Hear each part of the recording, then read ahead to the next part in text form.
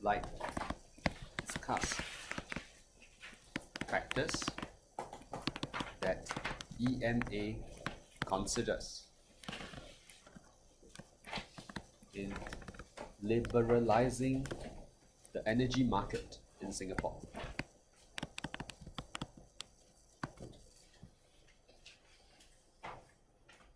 Let's deal with the low-hanging fruit. This is not 10 marks, it's 7 plus 3. And when it comes to decision making, how do you get evaluation marks? You highlight the most significant factor. You're going to run through a list of factors. You can highlight which one you think is the most significant. Okay? Then you can consider whether it changes in the long run and in the short run. Maybe in the short run, the most significant is the reduction in price. In the long run, what about EOS? What about dynamic efficiency? Okay?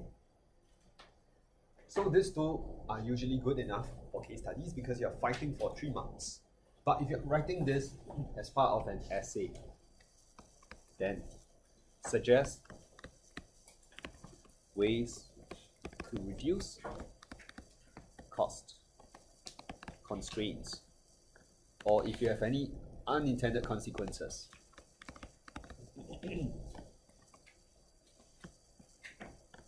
Okay.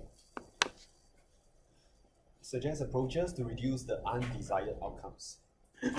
So you can take this down first. The 3 marks are pretty fixed.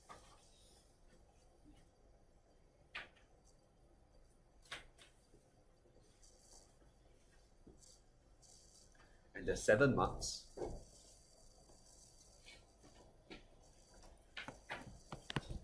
okay, I'll give you a few tips to get started.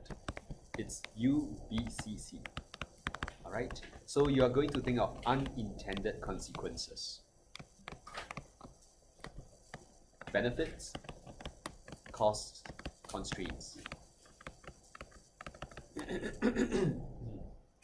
So when we say factors, the factors should roughly fall into either of the 4 baskets here. 3 out of 4 would suffice. Sometimes it's almost impossible to find a constraint. We are okay with that. Okay, well 3 out of 4 would suffice, but you need benefits.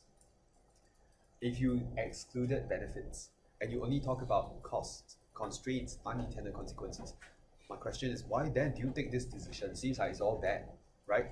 So you need some balance, hence you need benefits. Okay. For each of these factors, you still do a B, D, E, E. Essay writing wise, it's the same sequence.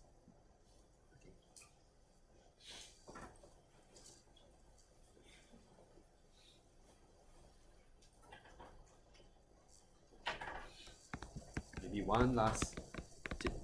Constraint.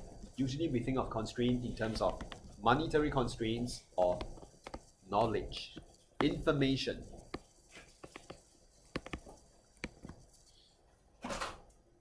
So if the question is somewhat different, if they're asking, oh, factors that you consider when you subsidize healthcare, the constraint should be budget. Okay. So in this case, the form of your answer changes, the substance is the same. So I'm going to think of benefits as when you open up the market, benefits in terms of higher consumer surplus. So you're moving towards the PC outcome. Smaller loss of AE. Cannot say more AE. I said before that's a wording error. Okay. So benefits will be higher consumer surplus because you have lower price, higher output. Okay, lower extent of allocative inefficiency, and by extension, the debit loss also shrinks. You reduce inequity because the prices drop, so you're not taking away so much consumer surplus, as well as lower X inefficiency.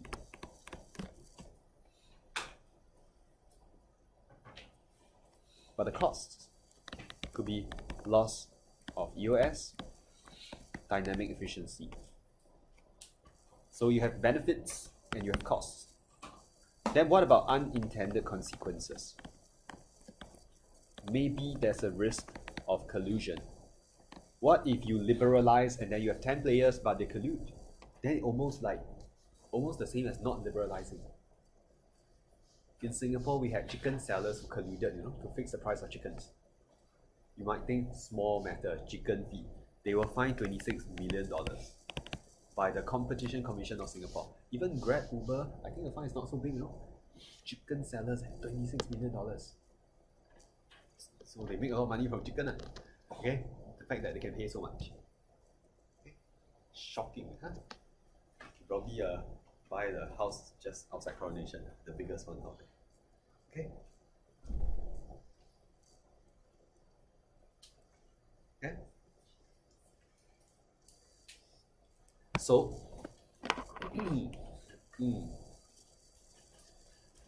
these are the things that we consider. I find it very hard to come up with a constraint. When you open up the market, the government doesn't really need to spend, so I drop it. I have 3 out of 4, that should be okay. But remember, you still need to contextualize. So contextualizing is still the same points. Lower prices. You can say the new supplier